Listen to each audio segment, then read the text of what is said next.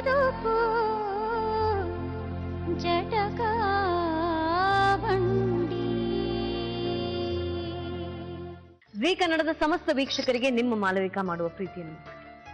ಪ್ರೀತಿ ವೀಕ್ಷಕರು, ಕೆಲವೊಂದು ಸರ್ತಿ ಬದುಕಿನಲ್ಲಿ ಅನಿರೀಕ್ಷಿತವಾಗಿ ನಮಗೆ ಅತ್ಯಂತ ಹತ್ತಿರದವ್ರನ್ನ, ರಕ್ತ ಸಂಬಂಧಿಗಳನ್ನ, ಅದು ಸಹೋದರ ಸಹೋದರಿ ಇರಬಹುದು ಅಥವಾ ಪೋಷಕರಿರಬಹುದು, ಕಳ್ಕೊಳ್ಳುವ ಪರಿಸ್ಥಿತಿ ಬರುತ್ತೆ. ಕೆಲವರು ಕಿರಿಯ ವಯಸ್ಸಿನಲ್ಲೇ ನಮ್ಮನ್ನು ಬಿಟ್ಟು ಹೋಗುವ ಸಂದರ್ಭಗಳು ನಮ್ಮ ಬದುಕಿನಲ್ಲಿ ನಾವು ನೋಡ್ತೀವಿ. ಹಾಗಾದಾಗ ಆ ನೋವಿನಿಂದ, ಆ ನಷ್ಟದಿಂದ ಹೇಗೆ ಚೇತರಿಸ್ಕೋಬಹುದು? ಮನುಷ್ಯ ಬೇರೆ ಬೇರೆ ಉಪಾಯಗಳನ್ನ ಮಾಡ್ತಾನೆ ಆ ನೋವಿನಿಂದ ಹೊರಗೆ ಬರೋಕೆ. ಅಂತಹ ಉಪಾಯವನ್ನ ಮಾಡಿದೊಬ್ಬಾತ ಇವತ್ತಿನ ಬದುಕು ಜಟಕ ಬಂಡಿಯಲ್ಲಿ ನಮ್ಮೊಂದಿಗೆ ಮಾತನಾಡಲಿದ್ದಾರೆ. ಜಗತ್ತಿನಲ್ಲಿ ಮಾನವನಾಗಿ ಹುಟ್ಟಿದ ಮೇಲೆ ಎಲ್ಲರಿಗೂ ಏನಾದರೂ ಒಂದು ಸಾಧನೆ ಮಾಡಬೇಕು, ನಮ್ಮ ಹೆಸರು ಇತಿಹಾಸದ ಪುಟಗಳಲ್ಲಿ ದಾಖಲಾಗಬೇಕು ಎಂಬ ಆಸೆ ಇದ್ದೇ ಇರುತ್ತೆ. ಆದರೆ ಸಾಧನೆ ಅಷ್ಟು ಸುಲಭವಲ್ಲ. ಸಾಧನೆಗೆ ಕಠಿಣ ಪರಿಶ್ರಮದ ಅಗತ್ಯವಿದೆ. ನಮ್ಮ ಇಂದಿನ ಬದುಕು ಜಟಕ ಬಂಡಿಯ ಕಥಾನಾಯಕ ಅರ್ಜುನ್ ಸಹ ತನ್ನ ಮಗನ ಸವಿ ನೆನಪಿಗಾಗಿ ಗಂಟೆಗಳ ಕಾಲ ನೀರಿನಲ್ಲಿ ಯೋಗಾಸನ ಮಾಡುವ ಮೂಲಕ ಸಾಧನೆ ಮಾಡಿದ್ದಾರೆ. ಆದರೆ ಈ ಬಾರಿ ಅವರು ಆಲಮಟ್ಟಿ ಅಣೆಕಟ್ಟೆಯ ಹಿನ್ನೀರಿನಲ್ಲಿ ಯೋಗಾಸನ ಮಾಡಬೇಕು, ಅಲ್ಲಿಯೇ ಸಾಧನೆ ಮಾಡಬೇಕು ಅಂತ ನಿರ್ಧರಿಸಿದ್ದಾರೆ. ಆದರೆ ಅರ್ಜುನ್ ಮನೆಯವರು ಅಲ್ಲಿ ಯೋಗಾಸನ ಮಾಡೋದು ಬೇಡ ಅಂತ ಹೇಳ್ತಿದ್ದಾರೆ. ಅರ್ಜುನ್ ಮನೆಯವರು ಈ ತರಹದ ನಿರ್ಧಾರಕ್ಕೆ ಬರಲು ಕಾರಣವಾದರೂ ಏನು? ನೋಡೋಣ ಬನ್ನಿ ಇಂದಿನ ಸಂಚಿಕೆಯಲ್ಲಿ. ನಡೆದದ್ದೇನು? ಬನ್ನಿ, ಯಾರು ಸಂಬಂಧಪಟ್ಟವರು ಅವರ ಬಾಯಿಂದ ಕೇಳೋಣ. ಮೊದಲನೇದಾಗಿ ನಮ್ಮೊಂದಿಗೆ ಮಾತನಾಡಲು ಬರ್ತಾ ಇರುವಂತವರು ಲಕ್ಷ್ಮಿ ಮತ್ತು ಅವರ ಮಗಳು ಶ್ರೀದೇವಿ. ಬನ್ನಿ, ಅವರನ್ನ ಇವತ್ತಿನ ಬದುಕು ಜಟಕ ಬಂಡಿಯಲ್ಲಿ ಮಾತಾಡ್ಸೋಣ.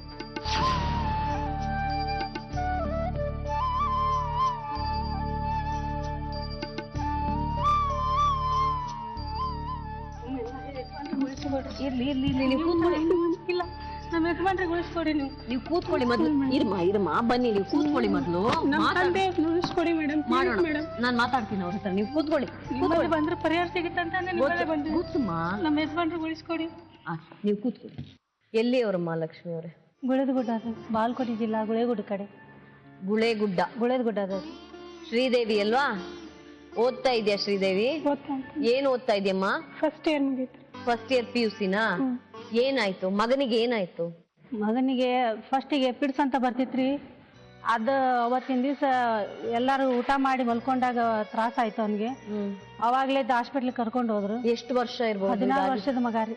ಈಗ ಇದಾಗಿ ಎಷ್ಟು ವರ್ಷ? 6ನೇ ವರ್ಷ ಅಲ್ಲೂರಿ, 5 ವರ್ಷ ಮುಗಿದವ್ರಿ. 16 ವರ್ಷ ಮಗನಿಗಾಗ. ಊಟ ಮಾಡಿ ಮಲಗ್ದ? ಊಟ ಮಾಡಿ ಮಲಗಿದಾರಿ. ಮತ್ತೆ ಪಿಡ್ಸ್ ಬಂತು, ಭಾಳ ತ್ರಾಸ ಮಾಡ್ಕೊಳಕತ್ತಿದ. ಹೋಗ್ರಿ ಆಸ್ಪತ್ರೆಗೆ ಕರ್ಕೊಂಡು ಹೋಗ್ರಿ ಅಂತ ಹೇಳಿದ್ರಿ. ಅವಾಗಲೇ ರಾತ್ರಿ 12:30 ಆಗಿತ್ತು. ನಮ್ಮ ಯಜಮಾನ್ರು ನೀ ಬೇಡ ನಾ ಹೋಗ್ತೀನ ಅಂತಂದು ಅವರೇ ಕರ್ಕೊಂಡು ಹೋದ್ರಿ. ಅವ್ರಲ್ಲಿ ಹೋದತ್ನಾಗನ ಸತ್ಯನಾರಾಯಣಂದು ನನಗೆ ಹೋಗಿ ಬರ್ತೀನಿ ನನಗೆ ಆರಾಮ ಐತಿ, ನನಗೇನಾಗಿಲ್ಲ ಅಂತಂದ್ರೆ ಅವನಿಗೆ ಅಲ್ಲಿ ದವಾಖಾನೆ ಒಳಗೆ ಅಷ್ಟೆಲ್ಲ ಹೆಚ್ಚು ಕಮ್ಮಿ ಆಗೈತಿ. ಏನಾಯ್ತು? ಪಿಡ್ಸ್ ಬಂದು ಅಲ್ಲಿ ಹಾಸ್ಪಿಟ್ಲ್ ಒಳಗೆ ಅವ್ರೇನೋ ಸಲೈನ್ ಹಚ್ಬೇಕಂದ್ರಂತೆ. ಅದನ್ನ ಹಚ್ಚಿದ ನಂತರ ಸಂಕಟ ಆಗುತ್ತೆ ಅಂತ ಹೇಳಿನಂತೆ ಸತ್ಯನಾರಾಯಣ್ರಿ. ಅವ್ನಿಗೆ ಭಾಳ ತ್ರಾಸ ಆಗ್ಬಿಟ್ಟದ್ರಿ. ಬಂದು ಮನೆಯೊಳಗೆ ನಮ್ಮ ಮನೆಯವರು ವಾಪಸ್ ಬಂದ್ರು ಹಾಸ್ಪಿಟ್ಲಿಂತ್ರ. ಇಲ್ಲ ಹಾಲು ಕೊಡು ಅಂತ ಭಾಳ ಸಂಕಟ ಆಗತ್ತೆ ಅನ್ನತ್ತ ನಮ್ಮ ಮಗ ಸತ್ಯನಾರಾಯಣ ಅಂತಂದ್ರು. ಯಾಕಾಗ್ಲಿ ಅಂತ ಇರ್ಬೇಕು ಎದೆ ಉರಿ ಅಲ್ವಾ? ಏನಿದನ್ರಿ ಹಂಗ ತ್ರಾಸ ಮಾಡ್ಕೊಂಡು ಅದಕ್ಕೆ ಹಾಲು ಕೊಟ್ಟೇನ್ರಿ. ನಮ್ಮ ಮಗನ ಯಾದವ್ ಕೃಷ್ಣ ಅಂತ ಅವ್ರ ಅಣ್ಣ ರೀ ಹಿರಿಯವನು, ಅವನು ಕೂಡ ಅಲ್ಲೇ ಇದ್ದೇನ್ರಿ.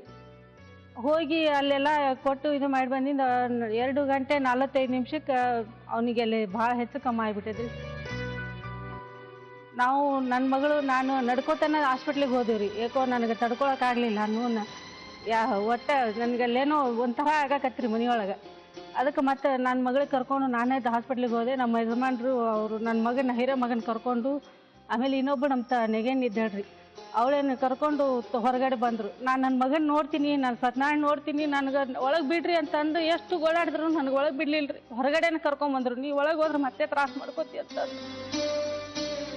ಅಷ್ಟೆಲ್ಲ ಮುಗಿಸ್ಕೊಂಡು ನಮ್ಮ ಸತ್ಯನಾರಾಯಣಗೆ ನನಗೆ ಮತ್ತೆ ಹೊಳ್ಳಿ ಅಲ್ಲೇ ನೋಡೋಕ್ಕಾಗಲಿಲ್ಲ ರೀ ಹಾಸ್ಪಿಟ್ಲ್ ಒಳಗೆ.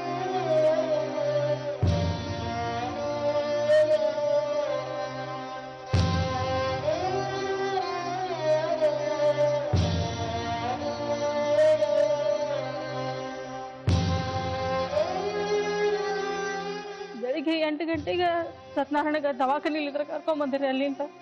ಅವಾಗ ನಮ್ಮ ಮನೆಯವರು ನನ್ನ ಬಗ್ಗೆ ತಾವು ಇದು ಮಾಡಿಕೊಂಡು ಹಾಸ್ಪಿಟ್ಲ್ ಒಳಗಲಿಂತ್ರ ಬೆಳಿಗ್ಗೆ 8 ಗಂಟೆಗೆ ಮನೆಗೆ ಕರ್ಕೊಂಬಂದ್ರಿ ಗಾಡಿ ಒಳಗೆ. ಅದೆಲ್ಲ ಮುಗಿದ ನಂತರ ನಮ್ಮ ಮನೆಯವ್ರು ಒಟ್ಟೆ ಸರಿಯಾಗಿ ಅಂಗಡಿಗೆ ಹೋಗ್ತಿದ್ದಿಲ್ಲ, ಸರಿಯಾಗಿ ಊಟ ಮಾಡ್ತಿದ್ದಿಲ್ಲ, ಸರಿಯಾಗಿ ಮಲ್ಕೋತಿದ್ದಿಲ್ಲ, ಒಟ್ಟೆ ಬರೀ ಚಿಂತೆ ಮಾಡ್ಕೋತ ಹಂಗೆ ಕೂಡ್ತಿದ್ದೆ. ಆಮೇಲೆ ಅವ್ರ ಗೆಳೆಯರು ಒಬ್ರು ಫ್ಯಾಮಿಲಿ ಅಗದಿ ಭಾಳ ದೋಸ್ತ ಅದಾರ್ರಿ ಅವರು.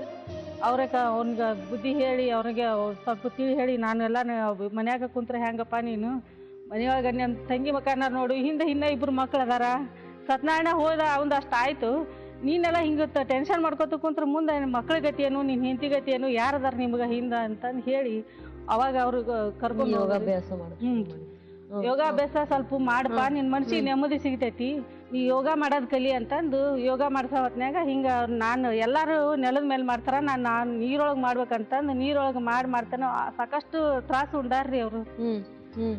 ಇವಾಗ ಅದೆಲ್ಲ ಪರ್ಫೆಕ್ಟಾಗಿ ಮಾಡ್ತಾರ್ರಿ.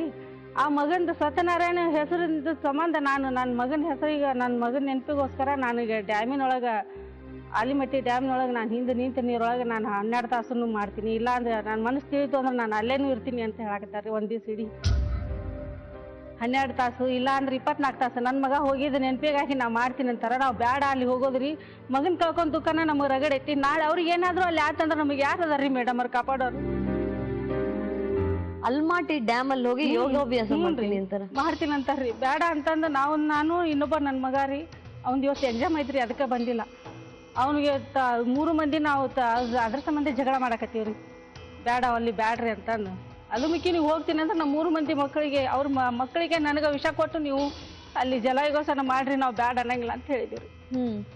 ಅದಕ್ಕೆ ನಿಮ್ಮಲ್ಲಿ ಬಂದಿಂದ ನಮ್ಮ ಪರಿಹಾರ ಸಿಗುತ್ತಂತ ಬಂದೀವ್ರಿ.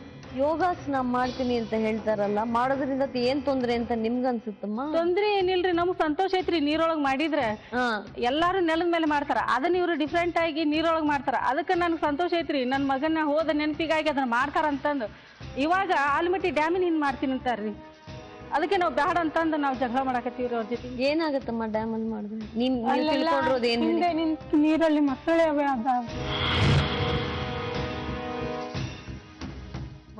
ಮೊಸಳೆ ಇದಾರಿ ಅಲ್ಲಿ, ಅದಕ್ಕೆ ಬ್ಯಾಡ ಅಂತಂದು ನಾವು ಜಗಳ ಮಾಡಕತ್ತೀವ್ರಿ. ಪರ್ಮಿಷನ್ ಬೇಕಲ್ವೇನಮ್ಮ ಅದಕ್ಕೆಲ್ಲ ಸರ್ಕಾರದ್ದು?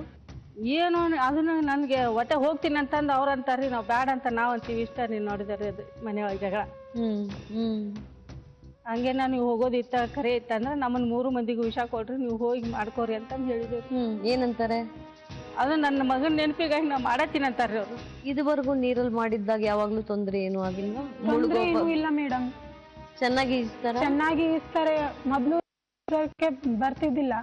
ಆ ಯೋಗಾಸನದ ಇದು ಮಾಡೋ ಹೊತ್ನ್ಯಾಗ ಎಲ್ಲ ಹಾಕ್ಬೇಕಲ್ರಿ ಆಸನಗಳು, ಅವಾಗೆಲ್ಲ ಸಾಕಷ್ಟು ತ್ರಾಸ ಉಂಡಾರ್ರಿ. ಎಲ್ಲ ಈಗ ಪರ್ಫೆಕ್ಟ್ ಮಾಡ್ತಾರ, ಆದ್ರೆ ಇವಾಗ ಅಲ್ಲಿ ಡ್ಯಾಮಿನೊಳಗೆ ಮಾಡ್ತೀನಿ ಅಂತಿದ್ದಕ್ಕೆ ನಾವು ಬೇಡ ಅಂತ ಜಗಳ ತೆಗೆದಿವ್ರಿ ಅಷ್ಟೇ. ನೋಡು, ನಾನು ಅವ್ರನ್ನ ಮಾತಾಡ್ಸ್ತೀನಿ, ಏನ್ ಅವ್ರ ತಲೆ ತಿಳ್ಕೊಳ್ಳೋಣ ಅಲ್ವಾ?